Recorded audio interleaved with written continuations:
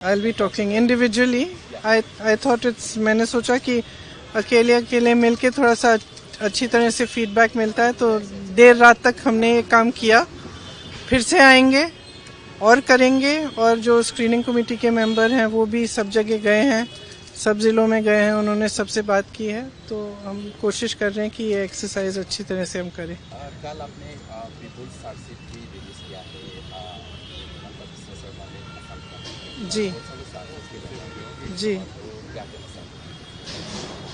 देखिए वो कोई नई चीज़ें नहीं हैं, वो सब चीज़ें हैं जो पब्लिक जानती है और देख रही है, और पब्लिक थकी हुई है कि किस तरह से असम में जितनी भी असम की संपत्ति है, असम की जनता की संपत्ति है, वो बड़े बड़े उद्योगपतियों को, एक परिवार को दी जा रही है। तो मेरे ख्याल से जनता जानती है। तो हमने इसको जो यहाँ के हमारे नेता हैं, उन्होंने इसको एक पैम्फलेट में सारा इकट्ठा करा है, ताकि एक अच्छी तरह से दिखे कि क्या क्या हो रहा है।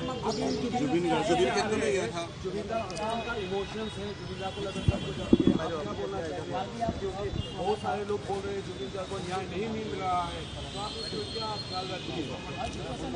देखिए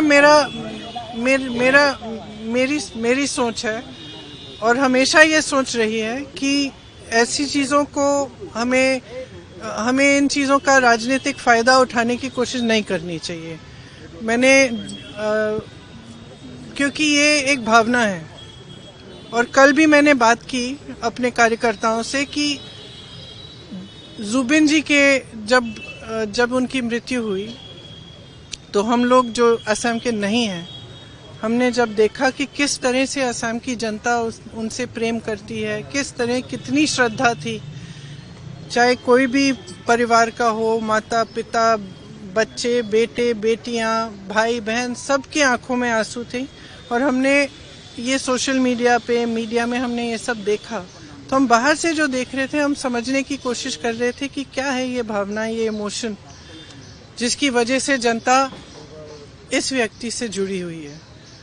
तो मैं कल भी कह रही थी अपने कार्यकर्ताओं से कि जुबिन जी एक तरह से असम की आत्मा की आवाज़ थी, असम की अभिव्यक्ति थी, जो आस्ते आस्ते मेरे ख्याल से बहुत लोगों को ऐसा लग रहा है, जितने लोगों से मैं बात कर रही हूँ और मैं मिल रही हूँ, उनको ऐसा लग रहा है कि एक हमारा जो असम है, जिसके लिए मतलब जो एक एकता का असम था, एक सभ्य असम था, आज कल रोज हिंसक बातें हैं, आक्रामक बातें हैं, ये हमारी सभ्यता नहीं है। असम की जो सभ्यता है, उसके बारे में गाया जुबिन जी ने। जितने भी उनके गाने थे, अगर आप सुने, उसमें एक भी गाने में ये नहीं था कि इससे नफरत करो, ये तुम्हारा दुश्मन है, इसको मारो, नहीं था ये। हर गाने में, हर उनके जो वक्तव्य में यही बात थी कि प्रेम, एकता, असम की अस्मिता, असम की संस्कृति, असम की सभ्यता, असम क्या है।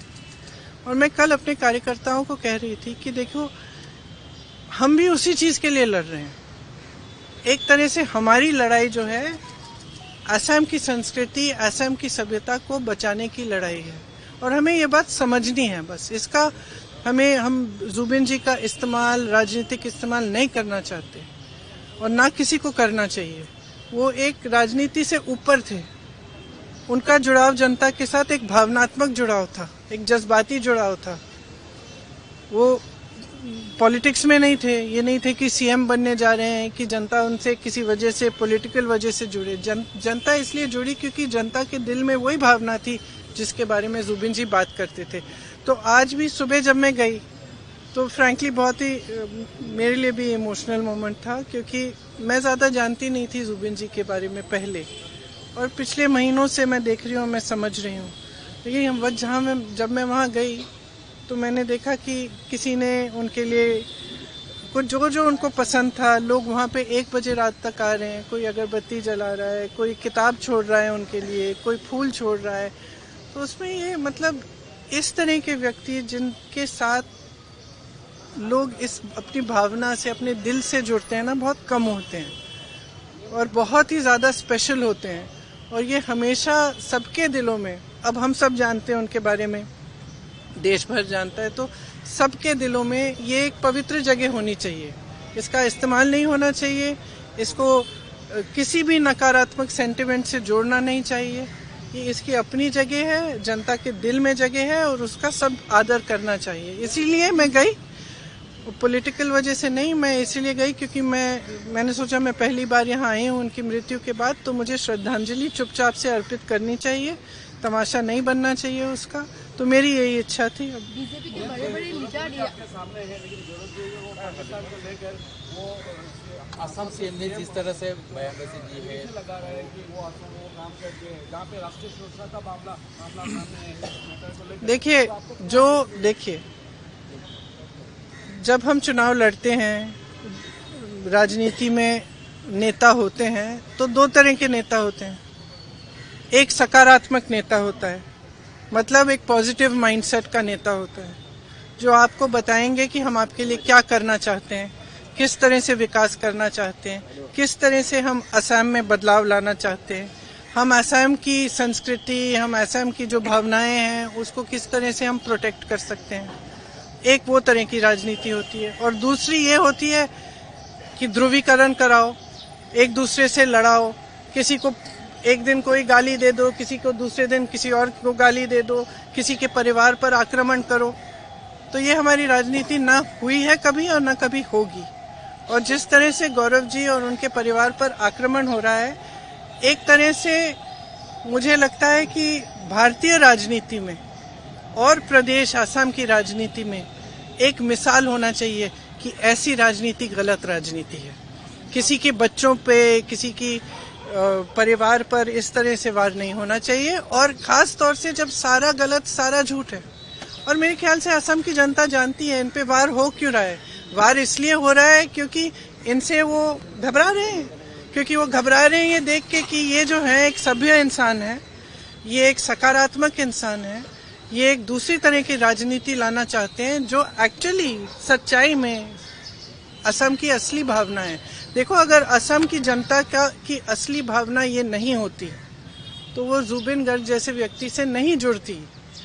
जुबिन गर्ग जी ने हमेशा एकता की बात की, हमेशा प्यार की बात की, प्रेम की बात की, तो वो तो कोई भावना होगी ना जनता के दिल में।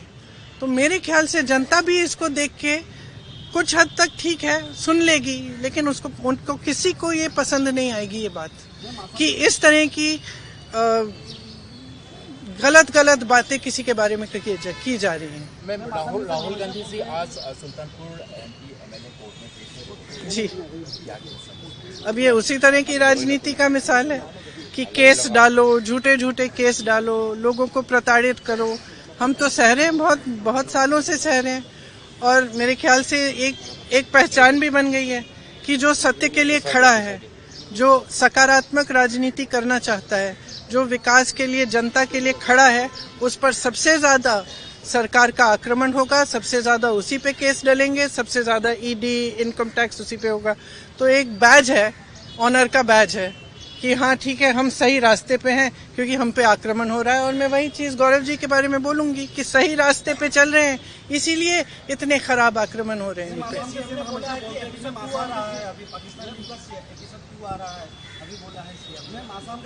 सीएम साहब से कहिए कि वो असम के विकास की बात करें, वो असम के लोगों की बात करें, वो बताएं कि क्या किया है असम के लोगों के लिए, वो बताएं कि किस तरह से अगले 5 सालों में क्या करने जा रहे हैं।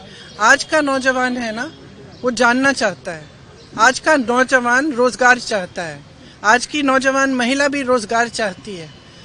आज की जो जनता है वो इतनी आसानी से इन बातों में से नहीं फुसलाई जाएगी। और मैं तो यही कहूंगी असम की जनता से कि आप जागरूक बन जाओ, खास तौर से नौजवानों से। आप एक ऐसी राजनीति चुनो जो आपके लिए काम करके दिखाए, जो काम की बात करे, पॉजिटिव बात करे, आपकी जो भावनाएं हैं उसकी बात करे, आपके असम को, आपके प्रदेश को मजबूत कैसे बनाना है वो बात करे।